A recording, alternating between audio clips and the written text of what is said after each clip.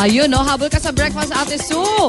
Giniginaw na rin ba kayo ngayon sa lamig ng ating mga umaga lately? Narito ng isang masabaw na pagkain at siyak magpapainit sa inyo, ang corned beef sotanghon. Ihirat po sa atin yan ni Chef Jobert Yao. Good morning, Chef Jobert. Good morning, Miss Susie. Hi! O ano naman itong ating special recipe for the day? Paano ba ito ginagawa? Itong corned beef sotanghon soup. So, gagawin lang natin. Tapos at isa yung bawang tsaka sibuyas. Lagay natin yung corn. So normally, gagawin natin ihahalo lang natin lahat. Oo. Pero tuturo ko sa inyo para mas masarap siya, ipa-plate natin. So gagawin natin. Sa natin. presentation tayo, yes, mag-e-effort ng gusto. Effort tayo.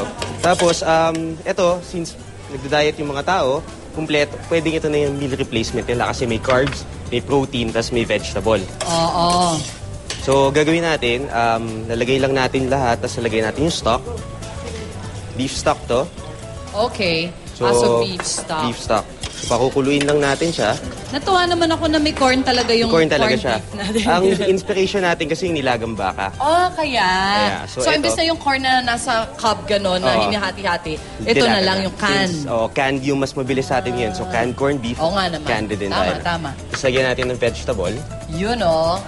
So, pag okay na to, gagawin natin is ano naman ang mga, ano bang sikreto para pasarapin lalo ang dish na ito, Chef? kailangan yung pagsosotay mo nung sibuyas. Saktong-sakto. Hindi sunog yung sibuyas para lumabas din yung lasa. Para manamis-namis lang. Yes. So, gagawin natin, ihanda na natin yung sotanghon. So, yung sotanghon, pin-reboil na siya. Tapos, ang serving niya, okay, per bowl na siya. So, hindi kami sasalok gano'n na. Pwede rin gano'n, family style. Pero pag gusto mo yung medyo social, para presentation. May ambience ka ng Alam konti. mo, social delata yung mga pinanggalingan, di ba? Hindi na malalaman niya na delata. Tapos, nalagay lang natin yan. Yung ating mga noodles. Yung noodles kasi... Ayan, mainit pa ba to? Excited na ang mga boys natin dito, si Mang Tani at si Ivan. Kung nagmamadali tayo, pwedeng kumuha na tayo ng electric kettle. Oh, okay. Tapos pakuluan lang yung tubig. Tapos saka lang ilagay yung noodles, kakamin ko na. Medyo, dahil yung noodles ngayon, kapag basta mainitan lang ng mainit na siya, maluluto na siya. Pag pinakuluan mo pa siya, overcook na siya. Okay. Okay? So, sorry for the mess. Alright, no worries. So, okay na to. Tapos ito na yung ating sabaw. Sabaw. So, medyo mainit lang siya. Ayun. So, gagawin natin. May laurel pala, no? May laurel siya. Ano ba talaga nadudulot ng laurel sa mga bagay-bagay? Yun yung mga paminsan, di ba meron tayong mga secret herbs and spices na parang inaalam natin, ano ba yun? So ito yung mga ganon, yes. Okay. Mga different herbs. Lalagay natin. Para kita yung corned beef. Kompleto na nga. So kahit sino magagawa to. So lalagay lang yung soup. Perfect. Tapos, kahit yung mga nasa apartment, di ba, na parang isa lang siya o dalawa lang sila.